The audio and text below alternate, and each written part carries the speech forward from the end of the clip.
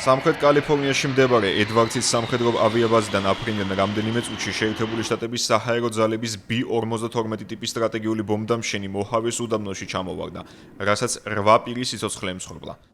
ოფიციალური წყაროების მიხედვით ბორტი პერიოდულ სატესტო მისიას ასრულებდა, რადგანაც მას პრობლემა შეექმნა და ხმელეთისკენ დაშრობა დაიწყო.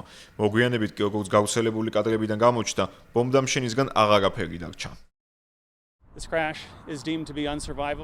ავიაკატასტროფა მიჩნეულია ისეთ შემთხვევად, რომლის დროსაც გადარჩენა შეუძლებელი იყო. ამ მძიმე დროს ჩვენი ფიქრები და ლოცვები იმ ოჯახებისკენაა მიმართული, რომლებმაც თავიანთი საყვარელი ადამიანები დაკარგეს.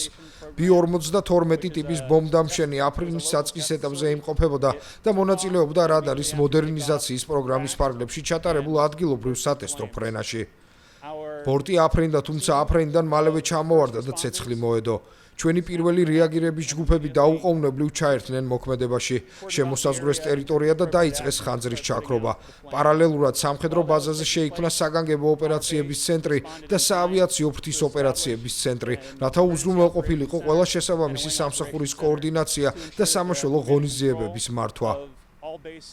ავარიის ამსახველი მასალის განხილვის შემდეგ დადგინდა, რომ ეს იყო კატასტროფა, რომლის დროსაც გადარჩენის შესაძლებლობა არ არსებობდა და რომელიც სრულად სასიკვდილო შედეგით დასრულდა. ჯერჯერობით უცნობია, რამ გამოიწვია ავიაკატასტროფა. ამერიკელი სამხედრო მაღალჩინოსნების თქმით, შეიქმნება დროებითი უსაფრთხოების კომისია, რომელიც შეაგროვებს საწყის ფაქტებსა და მტკიცებულებებს. ამის შემდეგ დაიწყებს მუშაობას უსაფრთხოების საგამოძიებო კომისია, რომელიც შემთხვევის ძირეულ მიზეზებს შეისწავლის. მათივე განმარტებით, მთლიან პროცესს შეიძლება 6 თვეზე მეტიც კი დასჭირდეს. B-52 ტიპის სტრატეგიული ბომბდამშენის მონაწილეობით მსხვერპლის თვალსაზრისით ეს 1992 წლის შემდეგ ყველაზე მასშტაბური კატასტროფაა. სააგენტო Associated Press-ის თანახმად, როგორც წესი, ბომბდამშენის ბორტზე ეკიპაჟის 5 წევრია ხოლმე, თუმცა ახლა მათი რაოდენობა 8 იყო.